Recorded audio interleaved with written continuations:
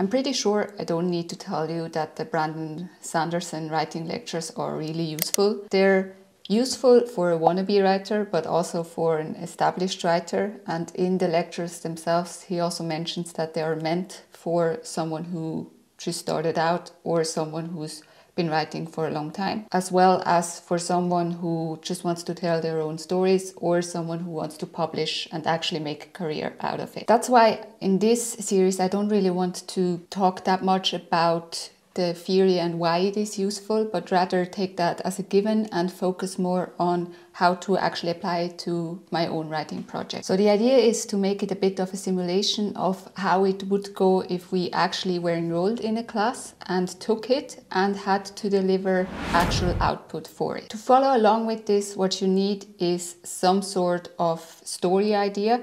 Doesn't matter if you have just a bunch of ideas or if you have what I have, which is the first draft of an outline.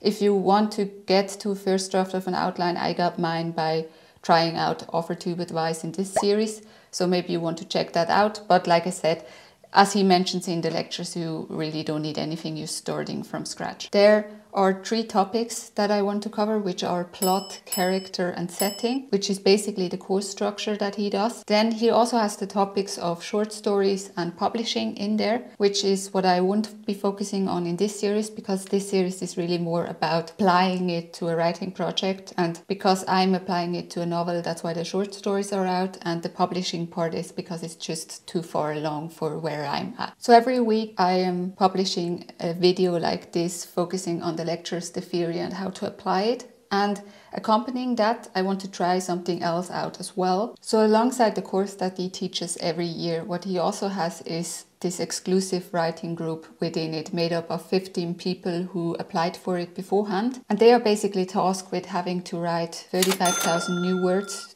during the course and to hand it in for Brandon Sanderson to critique it.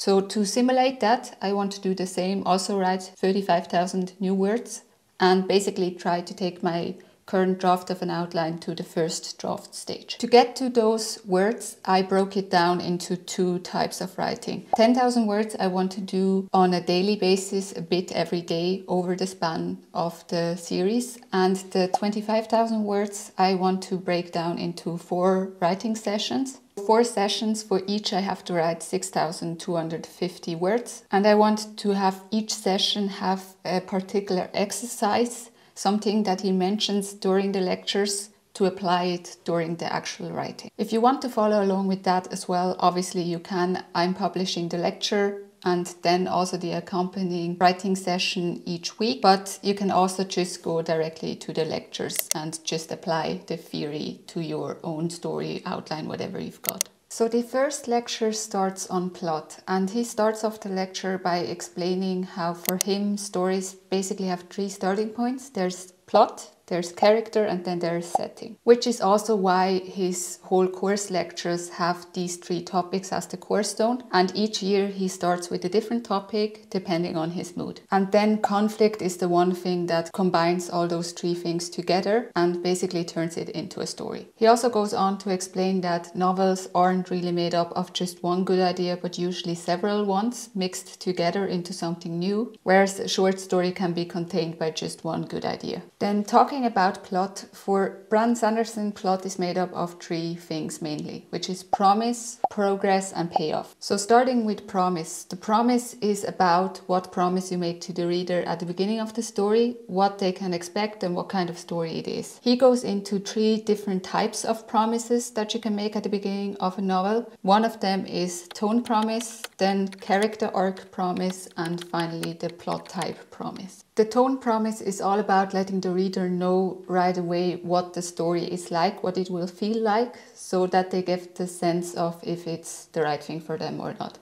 He also talks about how especially the tone promise is something that a lot of writers can get wrong because it's not necessarily something that is always pointed out. and that you have to be aware of. Basically what he means is that if you have a comedy story, don't start the story with a horror story opening, giving the reader the sense this is a terrifying story and then it's just going to be fun, because that would rip them out of basically what they expected the story to be. The opening should very much encompass what the rest of the story feels like. One way of doing this that he mentions is by using cold openings. So cold openings that are often used, for example, in TV show sitcoms, where the story starts with having just one joke that is very in line with the rest of the humor of the episode, but the sketch doesn't really play out into the rest of the storyline, just to give the reader the sense, hey, this is the kind of humor you can expect and these are kind of like the character feels. Whereas for an action story, we would maybe have like a mini adventure where the reader is thrown right into the scene,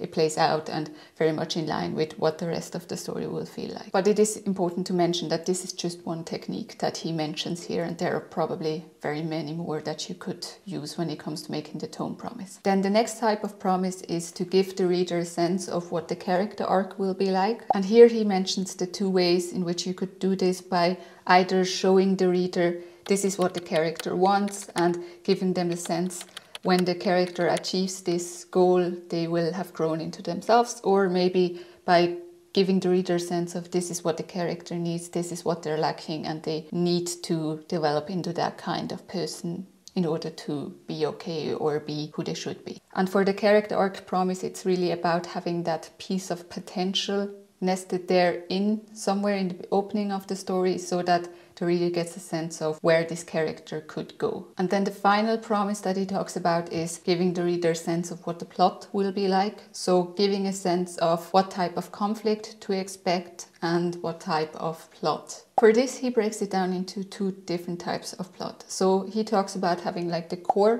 plot and having an umbrella plot. The core plot is all about the story that you actually want to tell, whereas the umbrella plot is the larger event that happens that makes the core plot happen. So to give an example, if you had like a fantasy story where you have this dark overlord that needs to be defeated and the two protagonists working together fall in love while doing it, the core plot is probably here the love story that you want to tell, whereas the umbrella plot is defeating this dark overlord. So this larger story that makes the core plot possible to happen. And for the promise, what you would do is to give the promise for both of them. So for the umbrella plot, it's probably establishing this is this overall conflict, and if we don't defeat this dark overlord, then this whole world is doomed. That very much gives the reader the sense of, okay, this is the type of story that it's going to be, this is the overall conflict. And for the core plot, it would be a promise in the sense of seeing that both of these characters have something that the other lacks and how they will complete each other, but maybe they don't like each other yet. Something like that. Now for promises, the question came up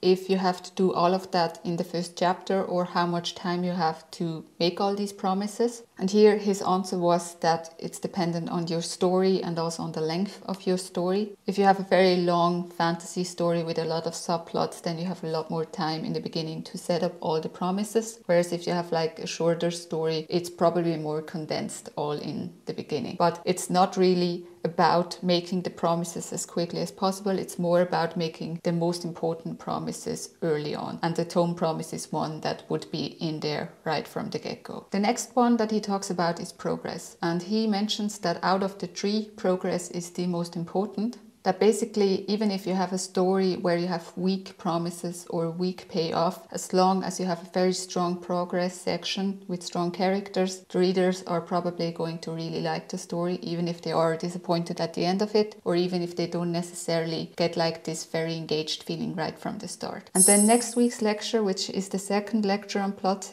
is the lecture where he goes very in-depth in his own outlining process, and in there he comes back to how he himself starts with progress, which very much ties into what he said about how this is the most important part for him. So that is something that we will get back to when we get to the outlining. Now, what is progress? Brandon Sanderson defines progress as the following thing. Illusion for the reader that a steady progress toward an inevitable and exciting goal is happening in your story. So with the promise, you make it clear to the reader what this goal might be or where the story ends. And then the progress is very visible for the reader that we're getting towards this goal, this final conflict, this inevitable outcome, whatever it is. But the type of progress that your story has is very different depending on your story and is determined mostly by what plot type your story has as an underlying structure. Plot type, again, is a topic that he goes into more in depth in the second lecture, so something we will get back to as well. But basically what it is that you have a limited amount of plots there are, because there are limited types of stories, and more likely than not you have a story that falls into a certain archetype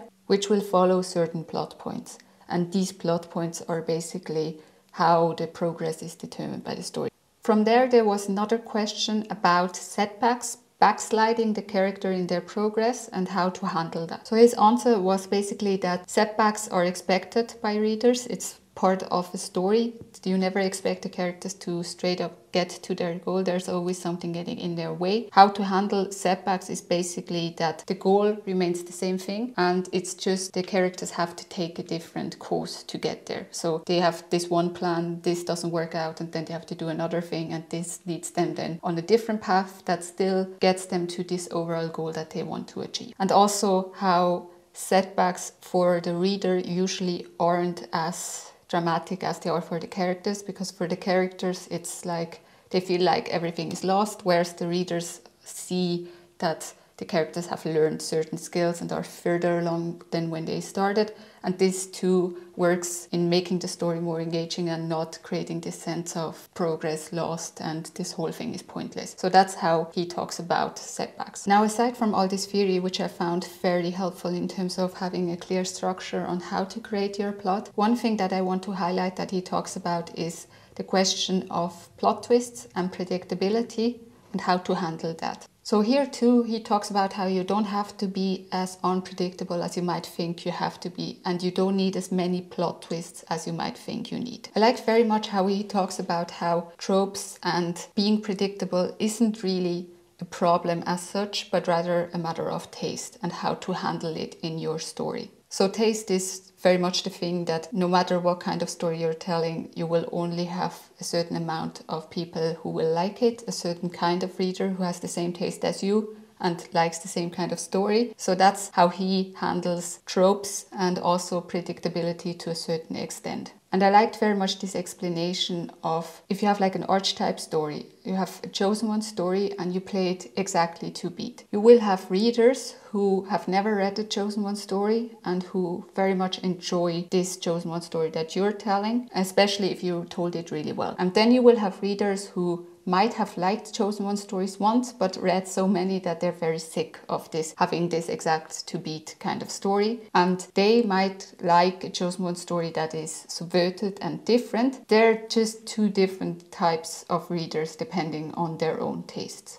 So knowing how to deal with tropes and with predictability also ties back into the promise, and knowing that you have to make the right promise at the beginning to catch the kind of reader that likes your story. And then tying in from there was the last point, which was the payoff. And payoff is really about making good on the promises that you made, and the progress leads towards this final payoff. For payoff, he explains 3 different types of payoff that you can have in your story and how to do them. And for each of them, he has a very pointed example to explain it, so I will go into that here as well. So the first one is give the reader what they expected. And the analogy here is basically that if you promise your son a toy car, you will give him a toy car at Christmas, and the whole waiting period on being good was really like the build-up of getting this car when Christmas arrives. Meaning that if you had an underdog story and at the beginning you promised that this loser character will be the hero of his town, then at the end of the story the character turns into this hero, is what the reader expected and what they were there for. The second type is to give the reader more than they expected. This is basically where you promise your son a toy car and at Christmas you give him a real car. In story terms, this is the Star Wars example, where you have Luke wants to be a fighter pilot and that's what he's aiming for. That's the promise to the reader, but then at the end of the story, not only has he achieved his dream, but also he was very much the one who destroyed the Death Star and defeated this universal threat. So not only did he achieve his dream, he also did it while helping everyone and becoming this hero. more than the reader expected or the viewer expected. And the final one is where you give the reader something different than they expected, but you build it up the right way during the story. This is where you promise your son a toy car, then throughout the year you build up this hype for having a toy plane, and then at Christmas, surprise, he gets a toy plane. In story terms, this is basically where the story starts off with the protagonist longing for a certain love interest, believing that if the two characters came together, their lives would be great and everything would be fine. And then throughout the story, introducing a different character as a potential new love interest, and having this longing build up for those two characters to be together, while the reader still believes that this original promise of this original love interest is like the end game, only for the character and the new love interest to get together, and basically giving the reader what you build up throughout the story. I was really intrigued by this concept of progress and how to illustrate progress in your story. So I decided to go a bit further and look more in depth at my own favorite stories, as well as recent stories I read, what the progress in them is and what types of progress there are. So think of this as the starting point of types of progress that you could find in a story. The first type of progress is the one that Brandon Sanderson mentions in his own writing lecture, which is having a map. There basically seems to be like two types of maps that you can create when it comes to the progress. Either you actually have a physical map in the beginning of the book where the reader can track where the characters are. So this is kind of the Lord of the Rings approach, where you have a very clear, we're starting here in the Shire and we're going to Mordor and the characters are right now here and the way is this and this long. But also you can have a story where you tell the reader the map and you give them a clear endpoint, and it seems to have like the same effect. In Annihilation, which is the novel that the Netflix movie was based on, there is this expedition going into an unknown area, and they have this fixture point of making it to the lighthouse. And the lighthouse isn't that important, but it's more about giving a sense of the story will end once the character makes it there. And this is kind of like the high point when we find out what is going on. So through a map you have a very clear sense of we're here, we want to get there, this is the progress, and each town location that they go through is basically the next level until they make it to their goal. And then the next type of progress is what I would call character competency level. So one example is in shonen manga you have this hero who starts out as fairly normal, but they have like this big dream of being like this legendary figure or something like that. And this person is like the most respected, the strongest person. And to be that person, you have to have certain skill level, you have to have certain strength, which is basically the whole journey is about leveling up, getting stronger, getting more skills and becoming this person. And here the progress is either really through actual levels. So in Dragon Ball, it's very much where basically you start out with Goku as a child with this power level, and then through the opponents, he very much levels up until he's very much at the top, right, from the entire universe. So that's a very clear leveling up kind of structure. But you also have, for example, in Naruto, where it's not necessarily so clear cut what the power level is at the end, but it's more, he wants to be this Hokage figure, which is you have to have skills and strength, but you also have to be respected by everyone. So here the progress is also illustrated by, in the beginning he has like just one person believing in him, like this one teacher.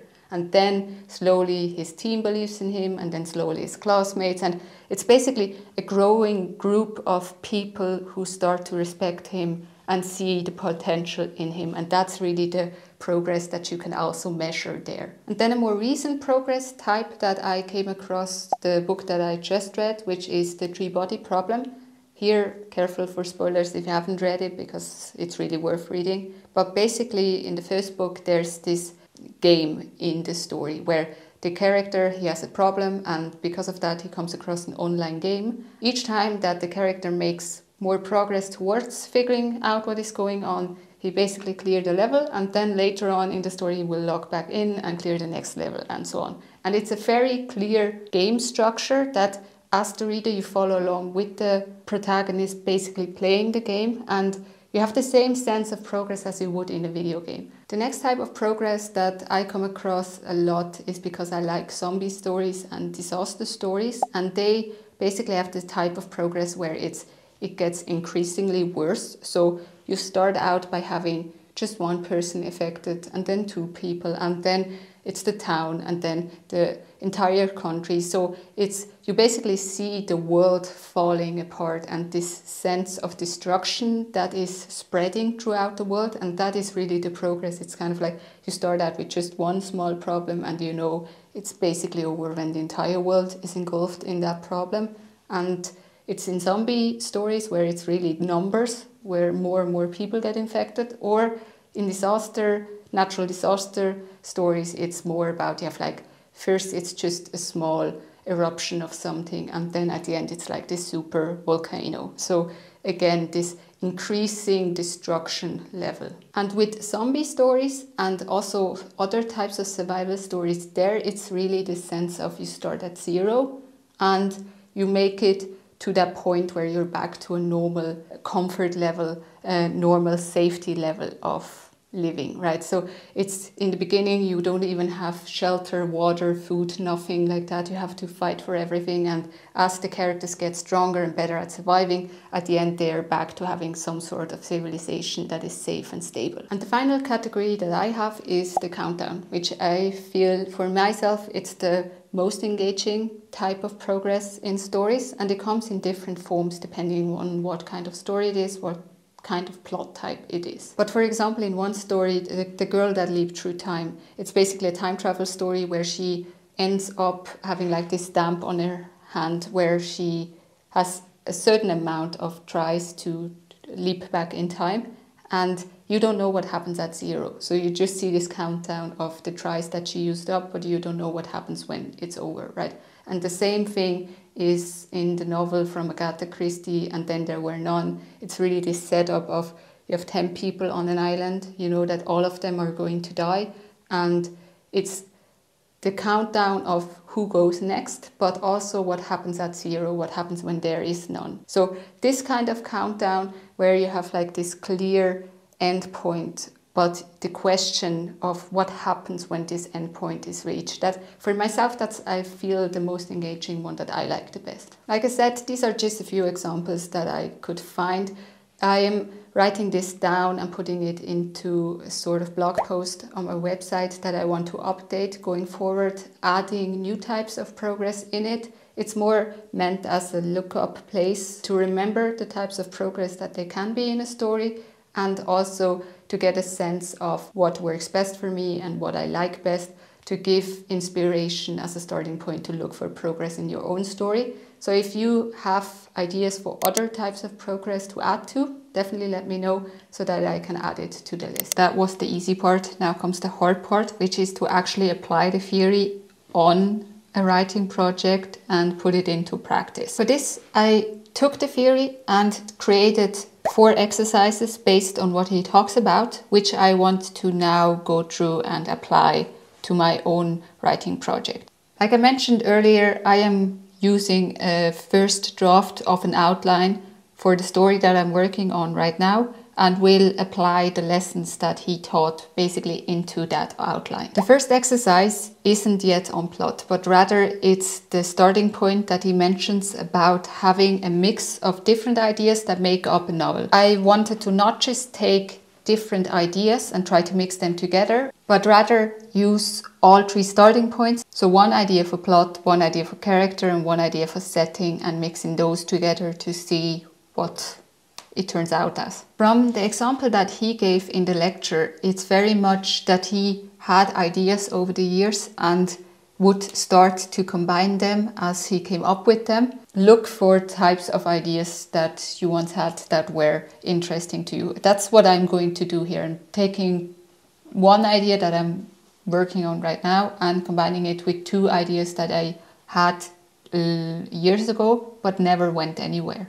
first idea that I already have is basically the story idea that I'm working on. So it's the character idea. Right now I have the story that I'm working on. I call it now The Chosen One, because the idea is to tell a Chosen One story from the perspective of a side character, a family member of a Chosen One who is tied to all the events, whose life is very much defined by that mission that this character has, but who is a sideline character. So none of the destiny or plot armor or all that stuff, but all of the fallout. That's the basic idea. And what interests me in this idea is really seeing a family being very much defined by this burden of having not only a chosen one in their family, but also of being also tied to that character's mission. So my story very much plays out in two timelines. It's the present storyline, which is about the protagonist, these characters, that family. And then there's the future storyline, which is the outline that I have right now. And that's the backstory that basically sets up the conflict for that mission that this chosen one has to accomplish.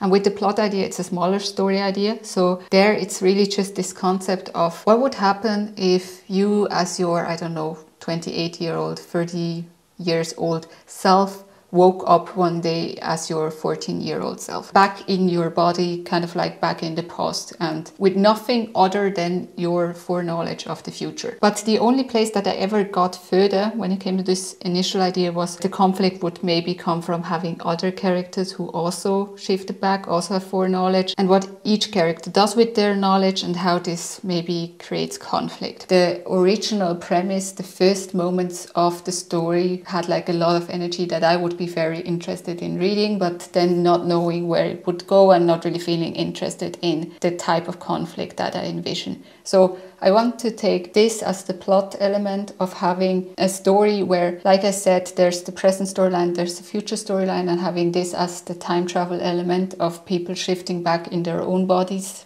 to their younger selves, because it seems like an interesting mechanism to have in the story to explain the power, and also is very much this initial situation, but then the overall conflict comes from this chosen one mission. And then the final idea that I want to incorporate is that of a world, a setting idea. And this too is an old idea that I had the idea for the world and basically how the world dynamic works, but never the characters and never any concrete plot. So the idea is, you can see here I drew a map. It was very much inspired by having a subway map and envisioning it as what if each of those lines were timelines. So each timeline contains like a universe with worlds and living things in it. And this universe, as time progresses, they basically flow in different directions. And sometimes they overlap. And whenever they overlap, either worlds collide in the sense that, one thing from one world goes over into the other world and then you have conflict through that. Or even like more cosmic conflict in the sense that if two timelines directly collide, then the whole fabric of those two universes gets torn apart and basically destroys everything. And the idea was that someone in this multiverse knows of that and has drawn a map of it, of the timelines that they know of, and they have this foresight of when a timeline will collapse. So that's the setting that I want to use, because it gives this larger world that I can use basically as the playground to set this very concrete plot into. Because this idea of having this chosen one story play out in it, it's really just a fraction of the whole potential of this multiverse, right? And it's really just about saving one world. And that's the thing that I really like about his approach that he talks about of mixing different ideas. Obviously, I now try to mix all three starting points together. But what I like is that basically the limitation from one idea is made up for by another idea. With the setting, the problem was that I have like this huge setting, but I don't know who the characters are and what specific story to focus on. With the plot, it was I have like this premise idea, but I don't know where to take it and I don't know which character to focus on. And character is very much, I know exactly who the characters are, just don't know what exactly happens to them. So now this next exercise is the first exercise that focuses on plot. So it's the promise exercise, which is really about how to now establish these three promises that he talks about: the tone promise, the character arc promise, and the plot promise. In the lecture, he talks about tone and gives this example of in Pixar movies, very much early on in the developing stage, they define the color scheme for the movie, and this is very much tied in with what the movie should feel like, what the tone of the movie is. He puts it as you can do the same thing by picking the words that best describe your story and basically having your adjectives that define the tone for your story and using that in the beginning of the story to describe it. So the first thing that you would need to know here is what's the tone of your story, right? So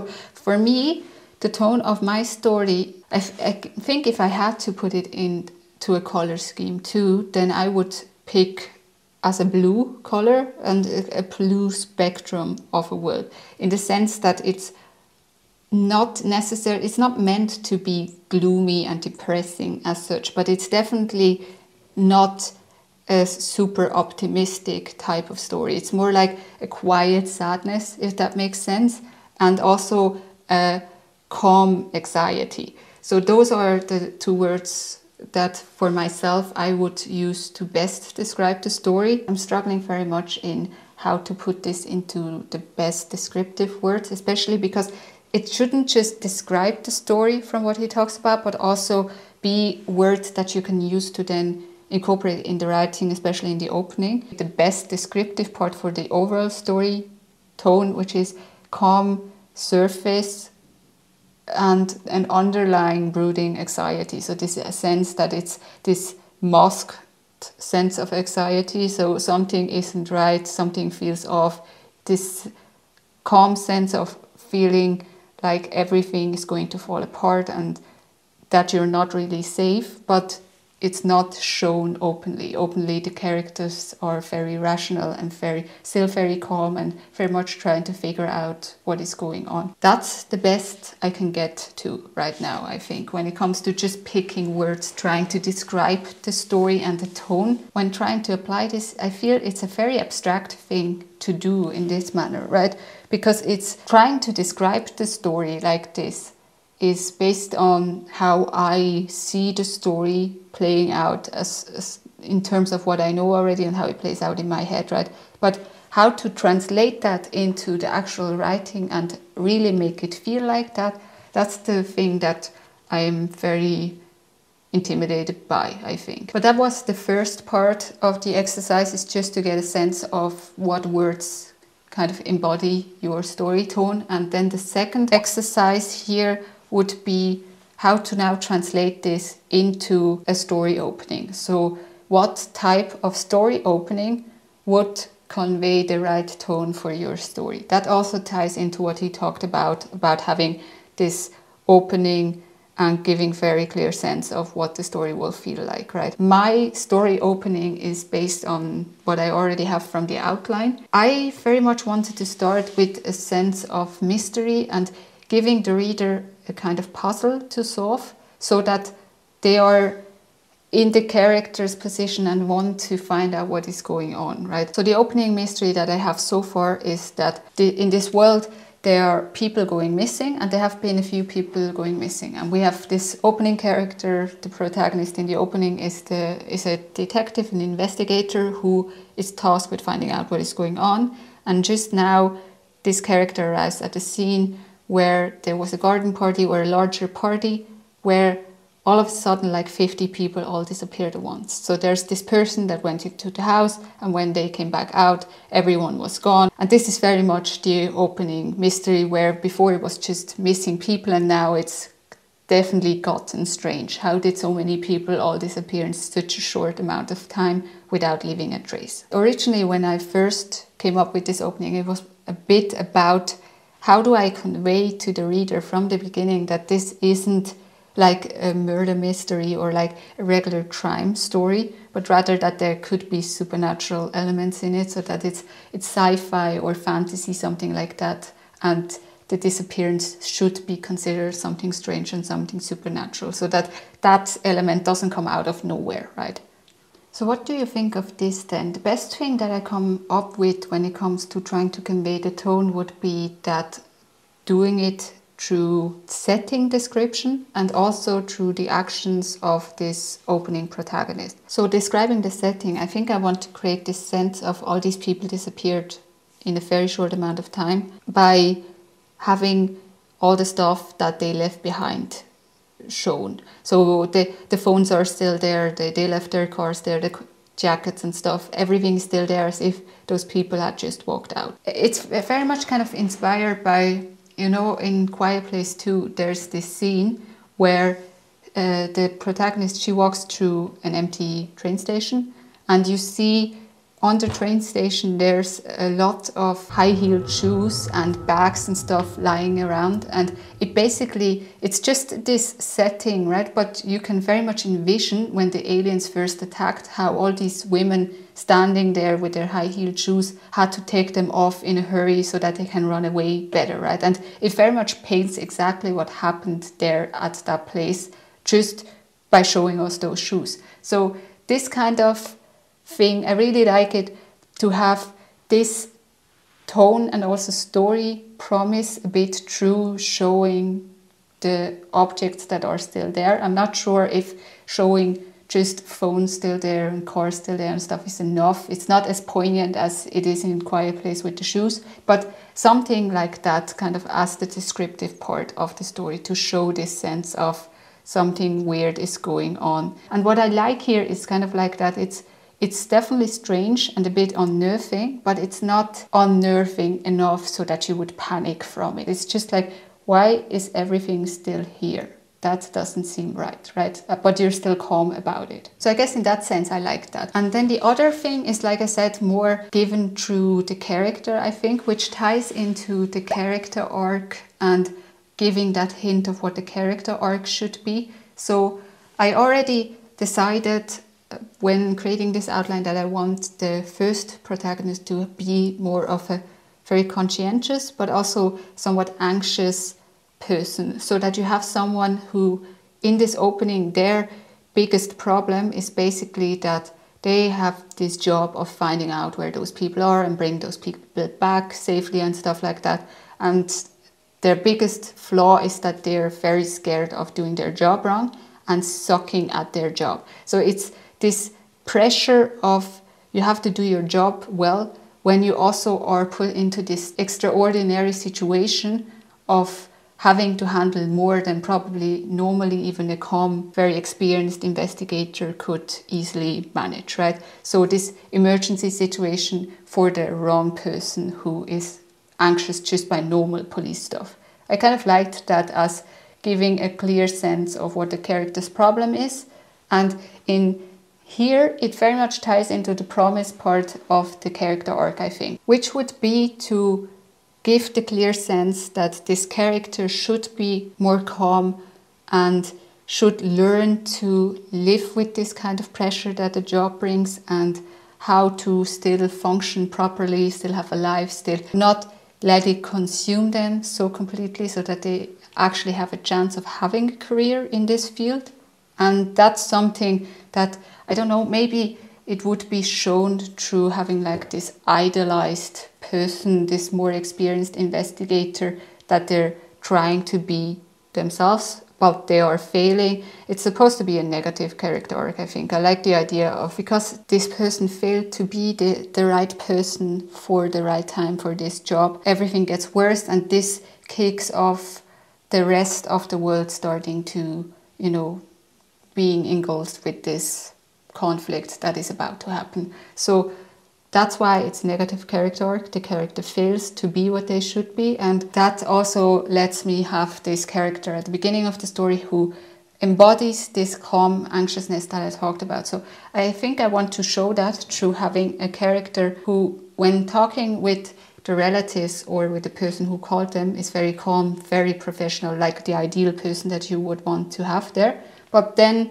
when talking to co-workers or even their superiors, you see this frustration of feeling left alone and also this fear of not doing well enough very much play out. You know, it's much more unrestrained. And then you get this sense of this person can't handle what is going on, but they're still unwilling to admit that they can't handle that. And because of that, they very much stick to this and try to be this calm, experienced person that they can't be. That also plays into the plot. So for me, I have basically the umbrella plot that is set up here, which is the umbrella plot is that there is this external alien threat, whatever, coming into this world, starting to take over people and starting to very much eradicate humans. And the humans, somehow they acquire the time travel, identify this chosen one as being immune or whatever, and that kicks off the mission, which then in the present storyline makes it this chosen one story with this family dynamic of knowing there's this mission and very much being raised into that mission. That's the umbrella plot, this overall conflict, this chosen one mission saving their own world from this external threat. That is what is set up here with the original mystery of people going missing. And this is just like the first instances of this larger threat that is about to take over their world. Okay, so it's definitely not an easy thing to define the promises like this. I would actually be interested, now that I think about it, if it would have been easier if I had started with the progress, because Brandon Sanderson talks about how he usually starts with the progress and then builds the promises on that. So I guess I want to come back to that next week as well, to maybe build out the promises better. And this week in the writing session, I will take these points that I now defined and based on that trying to create the opening scene and write them into the opening scene. And then from there, I can also see what works and how it works and what needs to be different. The next exercise is exactly what I just talked about, which is progress. Progress is the thing that I'm most excited about because it's a thing that I feel I have the best grip on in terms of how to do it. For me, I have basically in this future storyline, I have 3 plot lines. So I have one plot line which takes place in the world and tells the story of how this world is taken over. Another plot line takes place in this other world or a other world where some characters come across the time travel and bring it back into the human world to give them this tool that they even stand a chance. And then the final plot line is really a subplot, which is about this normal person being identified as immune and important, so that this is the origin event for this person then in the past becoming this chosen character to save humanity. Maybe not on that large scale, but kind of like playing along those plot lines. So for all 3 of them, there are different types of progress that would make sense, I feel. So the first one is the one that takes place in the world, which is the easiest, which is very much in line with the zombie stories and the disaster stories, where it starts out with just this small thing, a few people missing, and then it spreads further and further to the point where at the end of the story, the world has been taken over, the few humans that are still alive or still capable have to flee into the past to even stand a chance. So it's basically starting out from figuring out what weird thing is going on in their world to the point where they don't have a world anymore, and seeing this increasing destruction and falling apart of civilization. And the progress milestones here would be seeing, like I said, first it's like the small case and then it goes into affecting an entire village, town, then a city. I have one scene sort of in mind, which is an overrun of a city, because this also ties into why the Chosen One subplot kicks off, why these civilians are evacuating, and that would be one of the milestones, and then from there it goes larger and obviously military falling apart and stuff like that. And for the second plot line, which takes place off-world, originally I had the idea that it's basically because these people go missing, they come across whatever portal there is, and from there a group of volunteers, or maybe they're forced, who knows, they go into this other world to basically find out what is going on and get information. The problem there was always that I don't really know how do you then, once they make it into this other world, they have achieved this thing of going into the other world, right? From there, how does the journey progress? I mean, they don't have an end point. They just have to find information and then go back. And how do they come across the time travel? How is it not completely manufactured plot point that they find the time travel, right?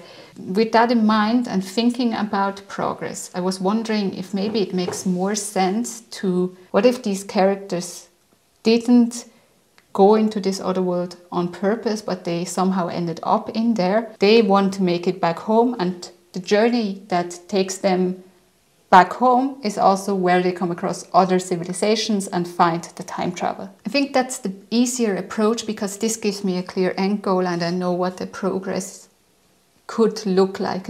Not in detail because I don't know enough about the world yet. I mean, if I now consider this new world idea that I want to incorporate, then it could be the question, do they make it straight home or do they very much, take like a huge detour and learn a lot of information before they ever bring the time travel back into their home? That doesn't make so much sense. I think it's also a bit too far along now to figure that out.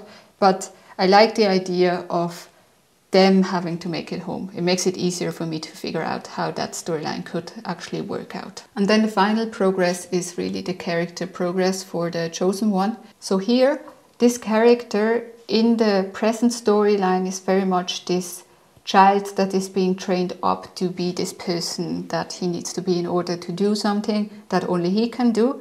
And I liked the idea of having the person that is in the present storyline is the opposite to what he starts out in the future storyline. So to give him the most growth potential, but also to mirror kind of like the events that happen between what happened in the future storyline and what happens in the present storyline.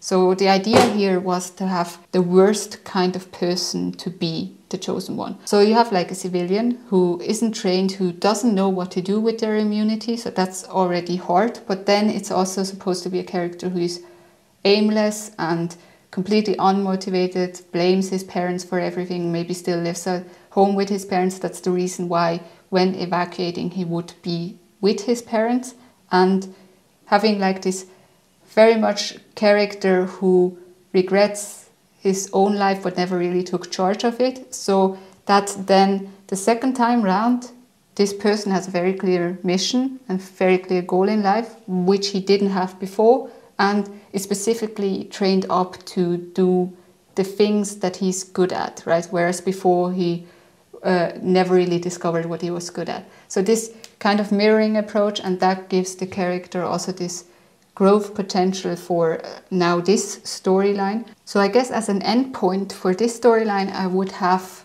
make it stop blaming your parents and kind of take responsibility for yourself. That would be kind of like the change that the character needs, and that would be the ideal endpoint. And the progression is really shown from someone in the beginning who doesn't do anything and is, like I said, complaining and everything, and throughout their evacuation journey and him finding out he's immune and then being hunted down by the threat and all this starting to grow and take more charge, and then at the end would get to this point where he'd stop blaming his parents. But here it's very much set up as kind of like this plot twist of this character dies in the future storyline, and then because they have the time travel they get a redo chance, kind of like this setup. But that's the progression that I want there. So clear, just character improvement progression. Okay, and tying into this progress, I also want to set up the payoffs in the same manner, I think. So taking all the 3 examples that Brandon Sanderson mentioned and applying them for one of the 3 plot lines where they fit, because I think in this sense it actually would work like this. So to have the first one is give the reader what they expect, right? For this, it's the first plot line where the world is taken over, because right from the beginning, when you first have the first humans showing signs of being taken over or whatever, you know as the reader that this is going to lead to a mass takeover, I think. It's pretty clear where this goes. And I like that. I like those stories, and I very much want to play it out exactly like that, where you see what is going to happen, even if the characters don't necessarily understand yet how bad this can get. And then at the end, to the point where the whole world is taken over. So this is exactly giving the reader exactly what they expect. Then the second one is give the reader more than they expect. And here, I think I want to apply this one for the second plot line, the one off-world, where it's basically they expect that the characters or one character makes it back into their world. And not only do they make it back into their world, but they're also the ones who bring back the kind of information or tool that gives them another shot at surviving what is happening to them.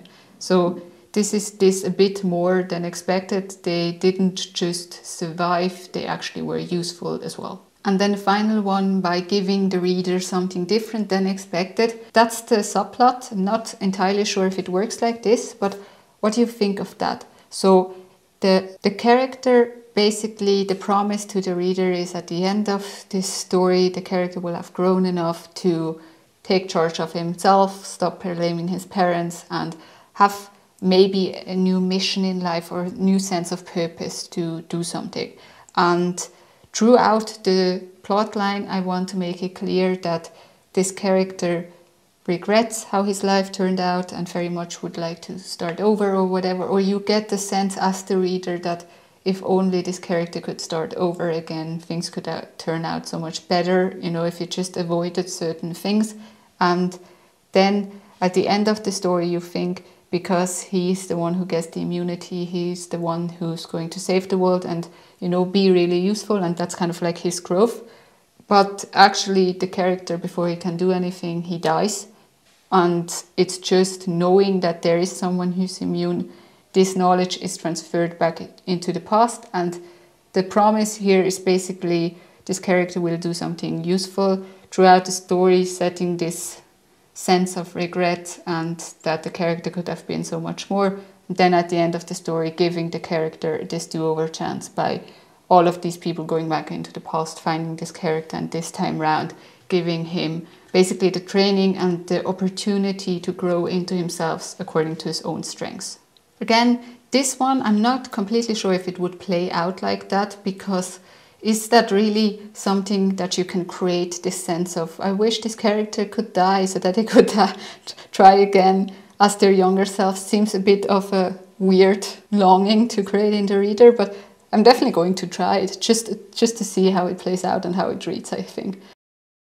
That was a lot of work. I'm very tired, but it was also really interesting. I really liked the theory of this, and I really liked how clear-cut the breakdown of the plot is in how he explains it, having these clear steps of what you need to do to create the plot of your story. And I'm very curious to now see how this translates into the writing. Be sure to fill out this class survey if you liked this, and also let me know what you thought of it, as well as feedback on how to improve it. And if you want to follow along with the writing session this week, it's all about applying something that he talks about in this lecture, which is that if you're feeling stuck with a scene, that it's more important to write through it, especially as a beginner writer, than it is to try to figure out what is wrong with it. Taking this as the exercise that I want to apply this week, it's all about forcing myself to write through the opening and get it written in the hopes that this will make it easier to then write the rest of the story. It's 6,250 words, and if you want to join me for that, you can go here and see you there. And if you want to go directly to the next lecture, you can go to this video, which will be out in a week, which is all about plot, outlining, and viewpoint.